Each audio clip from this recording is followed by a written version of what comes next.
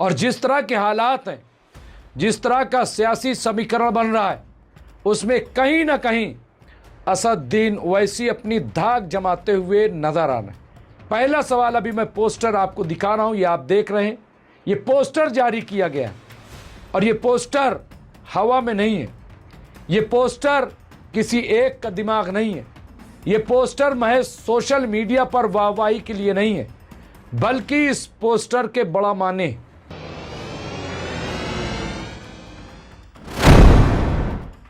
आदाब, मैं हूं मुमताज आलम रिजवी और मैं बात करूंगा उत्तर प्रदेश की। जी हां, उत्तर प्रदेश में असदुद्दीन ओवैसी जो कि MIM चीफ और मेंबर पार्लियामेंट हैं, उनको लेकर के खौफ दिखाई देने लगा है, डर दिखाई देने लगा है। असदुद्दीन ओवैसी अब उत्तर प्रदेश में एंट्री कर रहे हैं। बिहार के बाद अब उत्तर प्रदेश में बड़ी सेंधमारी की तैयारी है। उत्तर प्रदेश में 20% मुस्लिम आते हैं और जिस तरह के हालात हैं, जिस तरह का सियासी समीकरण बन रहा है, उसमें कहीं ना कहीं असदुद्दीन ओवैसी अपनी धाक जमाते हुए नजर आ रहे हैं। मैं ये बात इसलिए कह रहा हूं क्योंकि अब असदुद्दीन ओवैसी को सीरियसली लिया जाने लगा। अब असदुद्दीन ओवैसी पे सवाल कायम किए जा रहे हैं, असदुद्दीन ओवैसी पे तनकीद की जा रही। बीजेपी की बी टीम तो पुरानी बात हो गई। अब असदुद्दीन ओवैसी से तेलंगाना और उत्तर प्रदेश की राजनीति का मुआवजा किया जा रहा है। पहला सवाल, अभी मैं पोस्टर आपको दिखा रहा हूं, ये आप देख रहे हैं। ये पोस्टर जारी किया गया है और ये पोस्टर हवा में नहीं है। ये पोस्टर किसी एक का दिमाग नहीं है।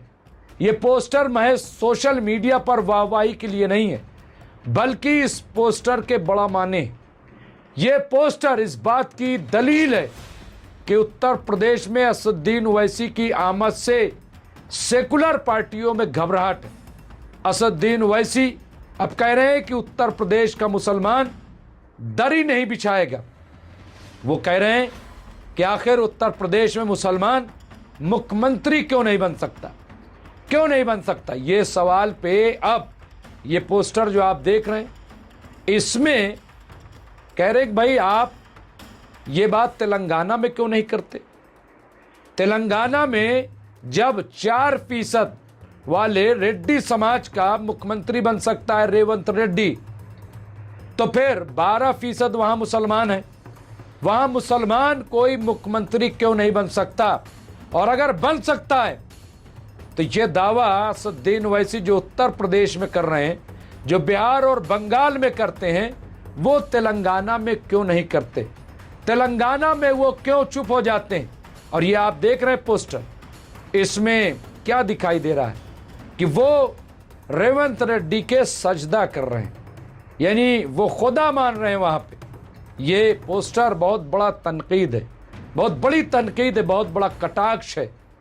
और ये ऐसे ही नहीं जारी हुआ। उत्तर प्रदेश में तकरीबन 90 से 100 सीटें ऐसी हैं, मैं विधानसभा की बात कर रहा हूं, जहां पे मुस्लिम फैसला कुन हैसियत में। आप जानते हैं 20% में, खास तौर से वेस्टर्न यूपी में कई ऐसी सीटें हैं जहां से 40 से 50% तक विधानसभा सीटों पर मुस्लिम है। और जहां ज्यादा मुस्लिम है, असदुद्दीन ओवैसी का फोकस वहीं पे। अब जब वहां पे असदुद्दीन ओवैसी फोकस करते हैं तो जो मुस्लिम वोट बैंक अपनी तरफ लेना चाहते हैं। देखिए, मुस्लिम वोट बैंक वैसे तो बीजेपी चाहती है कि मुस्लिम वोट बैंक की हैसियत ख़त्म हो जाए। वहाँ आपने देखा बंगाल में कि वहाँ तो 30% करीब मुस्लिम वोटर हैं, लेकिन कोई हैसियत नहीं छोड़ी, कोई फ़ायदा नहीं हुआ। इसी तरह से बिहार में भी आप देखिए, वहाँ पे भी 18% मुस्लिम, कोई हैसियत नहीं छोड़ी। अब उत्तर प्रदेश की बारी है। पहले भी उत्तर प्रदेश में मुसलमानों की कोई हैसियत नहीं बची है, लेकिन फिर भी जो सेकुलर जमातें हैं, चाहे वो कांग्रेस हो, समाजवादी पार्टी हो, बहुजन समाज पार्टी हो, उनको लगता है कि हमारा जो वोट बैंक है, यानी अक्सरियती तबके का, यानी हिंदू तबके का, अगर हम कहें बीएसपी की बात करें तो वहाँ दलित वोट बैंक को बीएसपी अपना मानती है। बाकी तो सारे समाज के लिए बीएसपी काम करती है, इसमें कोई दो राय नहीं। ब्राह्मण भी उनके साथ हैं, ठाकुर भी उनके साथ हैं, पसमानदा तबका भी उनके साथ है। लेकिन हकीकत यह है कि जो दावेदारी है, क्योंकि आप देखिए 22% यानी दलित और 20% मुस्लिम, 42% और 40% में सरकार बनती है। ये इस तरह का गुणा भाग होता है। और ये बात सही है कि कुछ दलित वोट तो ऐसे हैं कि जो बहन जी का साथ किसी भी हाल में छोड़ने के लिए तैयार नहीं है। तो एक तो ये दावेदारी, अब यहाँ पीडीए बनाया है समाजवादी पार्टी ने और पूरे पसमानदा समाज को वो लेकर के चल रही है, प्लस मुस्लिम। तो इनका ये दावा है कि पीडीए जो है वो सबको लेकर के चल रही है, तो ये सरकार बनाएंगे। कांग्रेस का कोई अभी बेस वोट नहीं बचा है, इसलिए कांग्रेस कभी समाजवादी के साथ गठबंधन तो कभी जो है बीएसपी के साथ रास्ता तलाश कर रही है। ये सूरत हाल है। बाकी छोटी छोटी पार्टियां हैं जिनका अपना कोई बेस नहीं है, इलाकाई हैं, बहुत महदूद हैं और वो किसी न किसी के सहारे रहती हैं। आप सब जानते हैं, मैं पीस पार्टी की बात कर लीजिए, अपना दल की बात कर लीजिए, हाँ, या और जो पार्टियां इस कबील की, उनकी निशात पार्टी की बात कर लीजिए, हाँ, ये तमाम ऐसी पार्टियां जिनका कोई बहुत वजूद नहीं है, लेकिन फिर भी ये किसी न किसी के कंधे पे सवार होकर के और 1, 2, 4 सीट ला करके और कोई मंत्री बन जाता है और कोई, बहरहाल ये राजनीति है। लेकिन असदुद्दीन ओवैसी वो क्या करेंगे? खौफ तो साफ दिखाई दे रहा है। आप देखिए, चाहे कांग्रेस हो, समाजवादी पार्टी हो या और कोई पार्टी, डर साफ नजर आ रहा है कि असदुद्दीन ओवैसी और जो जितना बड़ा दावेदार मुस्लिम वोट बैंक का, उसे उतना बड़ा डर। अब असदुद्दीन ओवैसी ने तो खुल्लम खुल्ला कह दिया कि अगर इज्जत के साथ हमें गठबंधन में लिया जाता है तो हम तैयार हैं गठबंधन में शामिल होने के लिए, लेकिन हम दरी नहीं बिछाएंगे। मुसलमान अब दरी बिछाने वाला नहीं बचेगा, बल्कि वो हिस्सेदार बनेंगे। अब एक और बयान आया समाजवादी पार्टी की तरफ से, और वो ये कि हम असदुद्दीन ओवैसी को अपने गठबंधन में अपने साथ ले सकते हैं, लेकिन वो एक भी सीट न मांगे। अब इस पे एक कमेंट आया कि वाह भाई वाह, ये अजीब बात रही कि निकाह तो हो जाएगा, हनीमून किसी और के साथ, हनीमून किसी और के साथ, ये क्या बात हुई? सीट क्यों नहीं दोगे? यानी कुल मिलाकर के आने वाले दिनों में एक हलचल है। अच्छा, अब आप देखिए मुश्किल क्या है।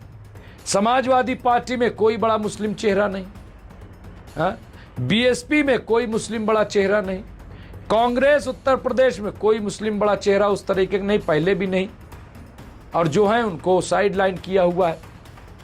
तो अब सवाल यह है कि फिर कौन बोल रहा है? इस वक्त अगर कोई बोल रहा है उत्तर प्रदेश में जा करके, तो वो असदुद्दीन ओवैसी है। और इसलिए क्या होगा नहीं पता, कितनी सीटें आएंगी नहीं पता, खाता भी खुलेगा कुछ नहीं पता, लेकिन एक चीज तो है, असदुद्दीन ओवैसी जहां जाते हैं भीड़ लग जाती है, सुनने के लिए लोग बेताब हो जाते हैं। वजह क्या है? वजह यह है कि कोई आज की तारीख में मुस्लिम मसाइल पे खुल के बोलने के लिए तैयार नहीं। राहुल गांधी बोल रहे हैं, इसमें दो राय नहीं है। वो कहते हैं मीटिंगों में कि साहब मुसलमानों के बारे में बोलिए, कोई डरने की ज़रूरत नहीं, लेकिन सवाल यह है कि उनकी कितनी बात मानी जाती है। खुद राहुल गांधी जहां मुस्लिम मसला होता है कितनी बार गए, इतनी मॉब लिंचिंग हो रही है, इतना सब कुछ हो रहा है, कहाँ गए राहुल गांधी? महज बयान देने से थोड़ी होता है, हलवा हलवा कहने से मुंह मीठा नहीं होता है, हलवा बनाना पड़ता है, जो रिक्वायरमेंट होती है वो पूरी करनी पड़ती है, तब वो बनता है और तब वो खाया जाता है। लेकिन अगर राहुल गांधी समझ रहे हैं कि हलवा हलवा कहने से वो बन जाएगा हलवा, तो ऐसा नहीं होता है। तो अब यहाँ पे देखिए, मैं इसलिए कह रहा हूँ, ये तस्वीर जो सोशल मीडिया पे आई है, अभी और तस्वीरें आएंगी। लेकिन एक चीज़ तो है कि कुछ फ़ायदा हो या ना हो, लेकिन असदुद्दीन ओवैसी की आमद से, उनकी उत्तर प्रदेश की सियासत में मौजूदगी से कम सेकुलर पार्टियां जो ये सोच करके बैठ जाती हैं कि भाई मुसलमान जाएगा कहाँ, कहाँ जाएगा मुसलमान, कोई ऑप्शन नहीं। हालांकि ऑप्शन इस बार बहन मायावती जी देने की कोशिश कर रही। बहन जी का खुला ऑफर मुसलमानों के लिए है कि अगर बीजेपी को कोई हरा सकता है तो सिर्फ और सिर्फ बहन मायावती। ये उनका कहना है बीएसपी ही हरा सकती है, खुला ऑफर है। लेकिन इस पे कितना अमल होता है, कितना मुसलमान इस पे गौर करता है, ये क्योंकि कहीं ना कहीं ये सवाल उठ जाता है। ये आज ही हम एक डिबेट में थे तो कहा कि बहन जी बाहर नहीं निकलती, हालांकि जब भी ज़रूरत पड़ी बहन जी आती हैं, बोलती हैं। ट्वीट उनके आप देखिए, एक बहस।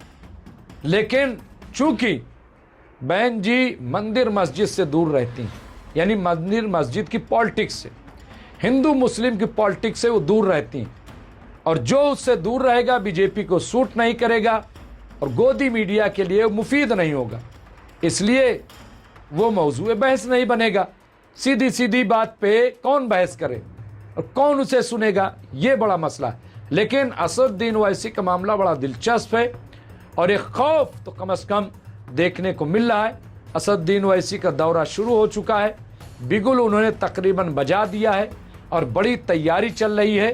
तो अब देखना यह है कि असदुद्दीन ओवैसी को ये तमाम सेकुलर पार्टियां अपने साथ लेती हैं या उन्हें कैसे साधती हैं। जो भी होगा हम आपको अपडेट करते रहेंगे। देखते रहिए एमएमसी न्यूज़ इंडिया। बहुत बहुत शुक्रिया।